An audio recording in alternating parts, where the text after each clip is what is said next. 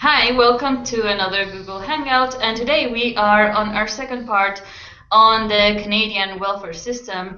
I invite you to review the first part that we did on the minimum wage, and today we have, once again, from left to right, Adrian, Mike, and Sandy. Hi guys, welcome from Canada. Hello. Hey.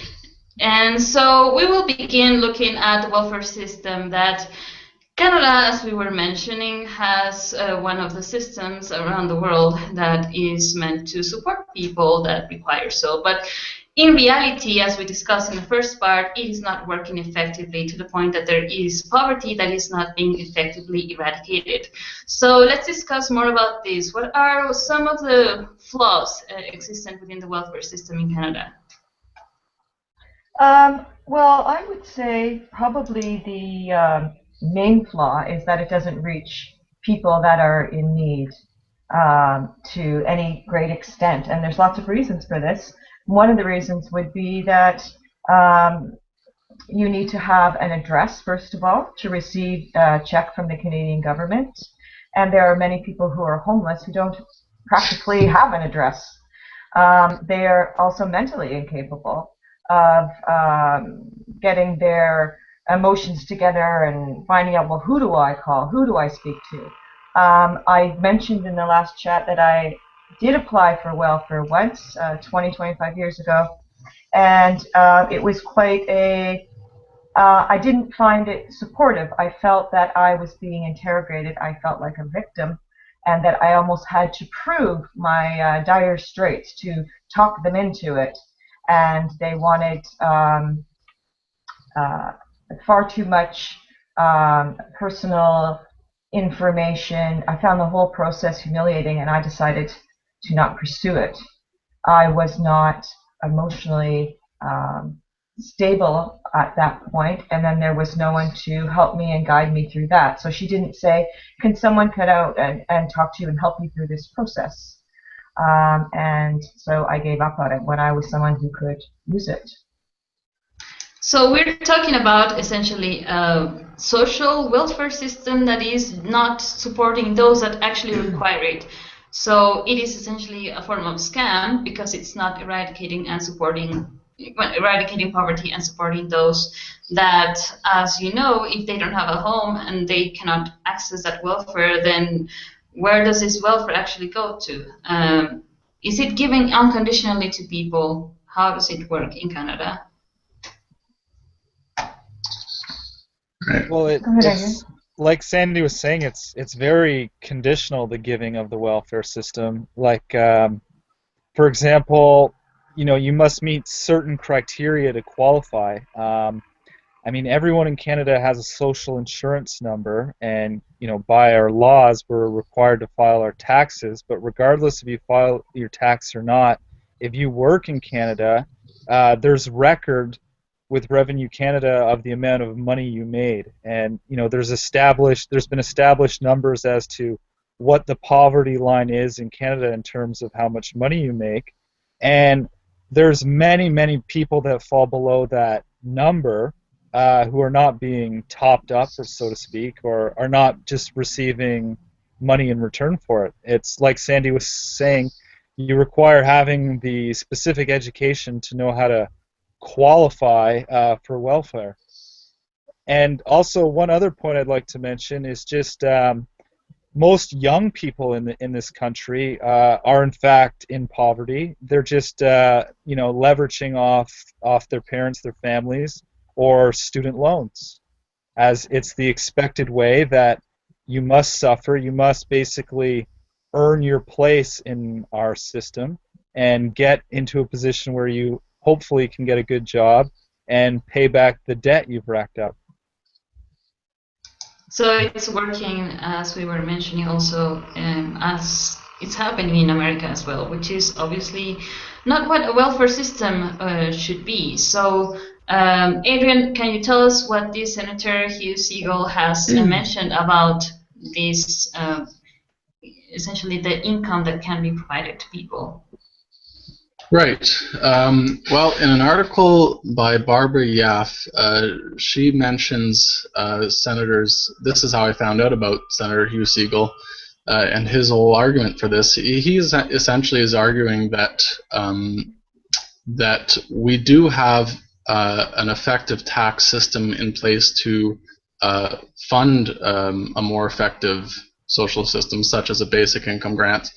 And not only is the money available, but in the long term, we could actually do a lot better in terms of allocating resources effectively, because he cites all the inefficiencies of all of our current social programs, like for instance the current welfare system or the healthcare system, and of course all of the social issues and problems that are caused through having people that are in poverty. I mean, it's really no secret that people who are impoverished tend to have, health problems and things like that. And so he's basically just saying that by providing this safety net, this unconditional support, we could really end up saving quite a bit of money. So it's really not a matter of there isn't enough.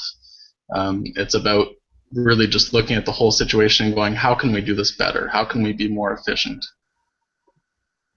Cool. That is obviously something that should be linked also to human rights in a sense, because right now we see it only as, well, if you are needy, then you go to welfare. But what about guaranteeing human rights, which is also what we propose with Living Income Guaranteed? So let's look at the programs that Canada has placed in the past as experiments in relation to this. Sandy, if you can mention to us what the Manitoba Basic Annual Income Experiment is about. Yes, from the years 1974 to 1978, so for 4 years, there's a professor, Evelyn Forget, from Manitoba University, and she conducted this experiment in a small town, Dauphin, Manitoba. And what they did was provide an unconditional top-up income, monthly check to the bottom 30% of the families from that town. So it's a farming community. So basically, providing an unconditional monthly check, it helped out about 1,000 families. The cost of the program was about $17 million.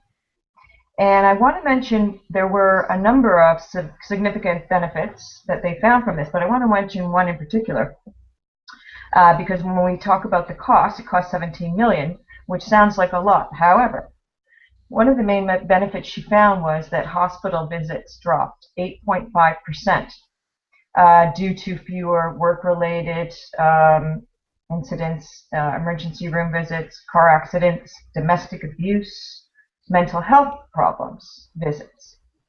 This 8.5% equals saving the government of Canada $4 billion a year. So that is the amount that our government is currently trying to save from cutting social programs, interestingly enough. So just that one benefit that she found, $4 billion a year. There were other very quickly benefits that she found. More people were able to afford dental care. New mothers were able to spend more time with their newborns. Adults were in continuing education. There's obviously less stress and worry to support the families. The people had dignity. Anyway, so those are some of the benefits she found.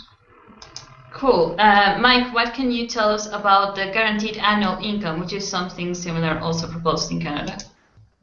Yeah, well, that's basically what Hugh Siegel, as Adrian mentioned, the conservative senator, is pushing and supporting, and essentially it can also be referred to as a negative tax, in that if you don't make up to this amount of money, which is determined the minimum living standard, the poverty line, you will be topped up, so to speak.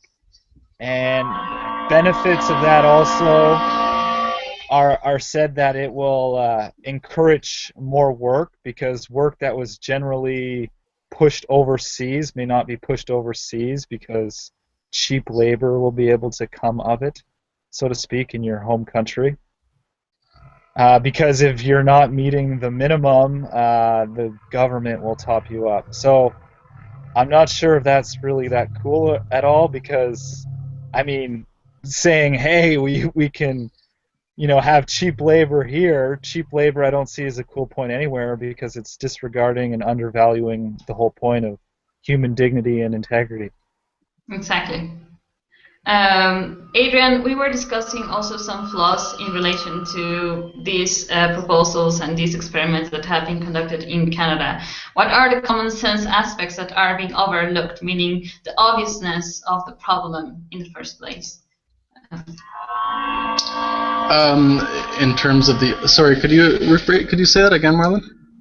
Yes, in relation to what we were discussing of the programs that have been conducted in Canada, what we were mentioning as, for example, the kind of experiments conducted in these small communities, and what is, the results given at that scale, and what are, right, the obvious aspects that are overlooked.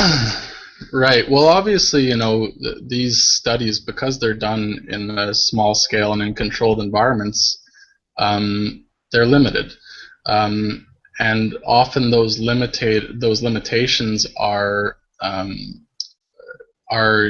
pointed out by naysayers, who will say, well, because they're limited studies, we haven't seen this actually being done in real life on a broad scale. There's a lot of ifs, but I would look at the limitations as rather being indicative of actually we could really do a lot more with these ideals and these principles of giving unconditional basic support for the little guy. Because these studies are so limited, I think if anything, we're not seeing the full benefit of what could come of these. And this is why I raised the point last week of we tend to have aversion to these kinds of things just because they haven't been seen and done before in real life. But we don't question certain things that we do have just because we have had them all around forever, like healthcare and our education system or the current welfare system. Exactly. So in relation to what we propose as living income guaranteed, we are proposing, for example, the way to fund it is through nationalizing resources. So it means that there would be no need to, for example, kind of alleviate these expenses with giving, for example, cheap labor and these kind of situations, but we actually focus on guaranteeing human rights. One of the aspects that you guys were mentioning in relation to Canada is what Canada people pride themselves with. What is this all about in relation to? Right. Well, I think that's maybe one thing that's also misunderstood about these reforms we're proposing is it's not within some kind of socialist kind of context. We're actually busy trying to implement these measures so that we can actually continue to uphold and sustain a healthy capitalist society. And so I think that's what's not realized within these proposals, is that by bringing up the lower class and the middle class and all the people at the bottom, we actually are creating more opportunity for the true capitalists, for the people who really want to do more for their people, for their country, and provide good services. Because a looming reality we're going to have to start facing here in Canada is the complete disappearance of jobs and labor, and the devaluation of jobs and labor as well. I had mentioned before we got on this chat that I saw a program on Canadian television the other day where they're beginning to automate retail stores. There's a jeans store where they are replacing human labor in this retail shop with just an automated system to give jeans to people. So this is a situation that is really developing quickly, and so if there's no Canadians with sufficient income and jobs and money, there's simply not enough people to buy the products that corporations are selling to keep our society going. Yeah, so a way to reactivate the economy is also through broadening the consumer base, which is what the living income guarantee proposes. Also, we were mentioning in relation to why do we as society do not see these solutions at first sight? Why is this overlooked? The fact that if you want to reactivate the economy, you have to give money to the people. Anyone wants to comment on that? Sorry, go ahead, Mike. Okay. Well, that's basically it. Exactly. Is we invest in ourselves, and what so happens in our system right here, we're seeing is that we're seeing how a minimum investment provides minimum benefit. So the real question here is, why wouldn't we make maximum investments into that which is best? Like the living income guaranteed proposes, the win-win situation where everyone benefits and we actually enable a world that is best for everyone, for all life, as opposed to just having these bottom line bad standards in place. Like our total reality can transform from a perspective of, it being like the righteous and noble thing to work all your life and just get to the end of it and that's it, that's done. You didn't have much free time because you had to work, but you were so grateful that you had a job just to get by your whole life. It's pretty absurd. Absolutely, and this shouldn't be the way that we conceive reality. Like, you can only make a living if you get a job, and as we were mentioning also with Adrian, society is changing and we have to also upgrade the way in which we manage our own living standards. For sure.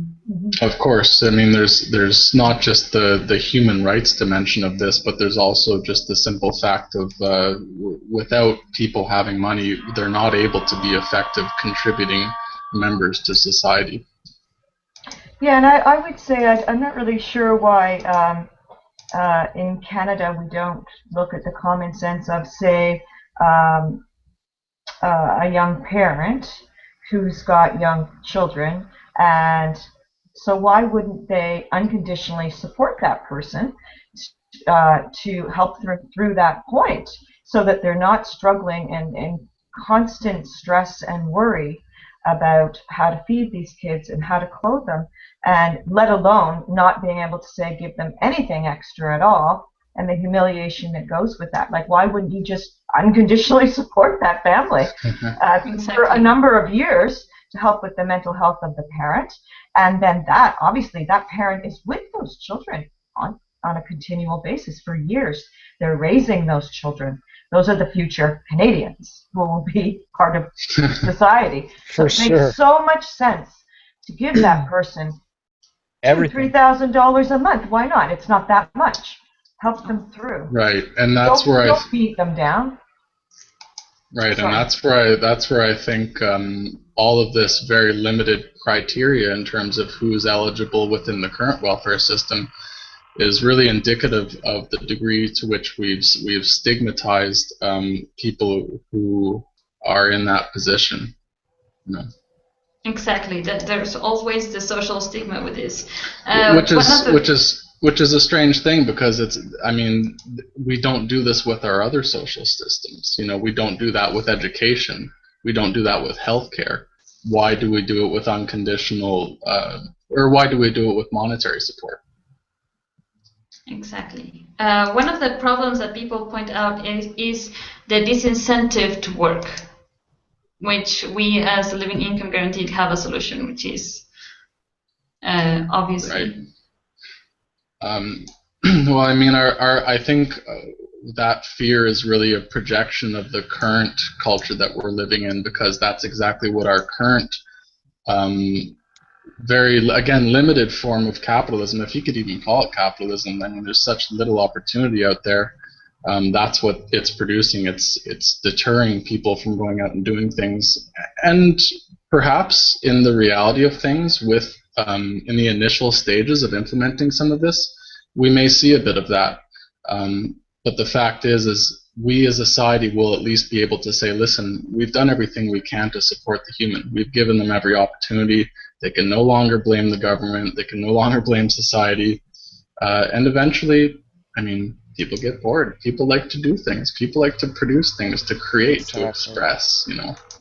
Yeah, in the current system, it does make sense for people to try and say scam the system, because they know if they go out there and they work their ass off for virtually nothing to stay poor. So they think, well, then I might as well stay home and stay poor. And with the living income guarantee, this is not the case. With that proposal, you're given great incentive to work. Because with the minimum income being double that of the living income guarantee. So I'm going to go out and work. I want to make double, for sure. Yeah, like the jobs that no one wants to do because their minimum income, like, you know, washing toilets, if that is doubled, more people will be definitely willing to do that, or maybe even some other ways to do that, you know, as we were mentioning earlier. And then you'll be able to pay someone else double. That's right. So it really is a win-win. Yeah. Okay, we have one comment here from a person that lives in Canada. The main point is that taxing the public for Social Security Fund and then redistributing unconditionally to everyone over 65 years old is more than a stupid act. It raises serious questions regarding the integrity of those who are managing this fund, which comes from the labor of the public. In general, such fund must not come from the labor of public, but rather it must come from national resources, which is what we propose: sales tax, value-added tax, road tax, and so on. The logic is so simple that it raises serious questions with regards to the intention behind our current Social Security Fund, which is, in essence, what we have discussed here in this hangout. And any comments to that? I agree. I mean, we're going to have to get real about, what the reality of our situation is. Are we really genuinely trying to help people or not? I think that's what it really comes down to. We have some other comments in relation to the application of, for example, these projects that Canada has applied, and how can we eliminate the factors that, you know, that have made these studies or these experiments so limited. Which, you know, the question that I would pose, the answer that I would pose to this is, in essence, making it a political and economic mechanism that is not only applied in a limited way that creates limited results, but that it is unconditionally applied nationally and globally, of course, for greater results. And this is a risk that is actually having to be necessary and to be understood also by our current political organizations. What do you guys suggest on this point? Well, I agree. I mean, it's a risk we can't afford not to take. Right. You know, it's just even looking at the small sample studies, seeing how with minimum added support there is a noticeable difference, a noticeable benefit in increase in support and stature of well-being living conditions. So at a global scale, let's say, we took and we pushed to, you know, raise the standards well beyond a minimum, which is a questionable living standard to begin with, to a, you know, a high quality living standard as the bottom line. I think that's we're going to yield maximum benefits, which is the question really becomes, why haven't we done this already? Exactly. We have some other points. Gabriel is saying that it is also important to know that from the experiments that were done thus far, there is not actually decisive evidence that the workforce will be significantly affected by a guaranteed income, which is related to a document that we will also publish as notes to this hangout in relation to the GAI, or guaranteed annual income. And it is also very important to point out that everything that is currently functioning in our society won't be jeopardized by implementing a living income guaranteed. The other way around, it will be supported and enhanced. Exactly. Any final points in relation to the Canadian topic today?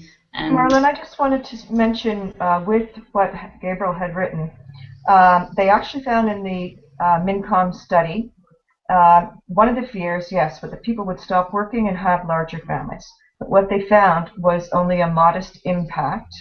1% of men worked less, 3% of women. So very, very low. And the idea about the larger families, that's a real false. A myth. It's a real myth because it's when people are poor that they have a lot of children. When you have a lot of support, you're able to slow down and have time to think things through in a common sense way and to speak people. It's when you feel desperate that you're not thinking, that you're making bad decisions, that you're reaching out for something unhealthy like drugs and alcohol. And this is when people end up getting pregnant, making bad decisions. Life starts running away on them, and they get on a vicious cycle of poverty.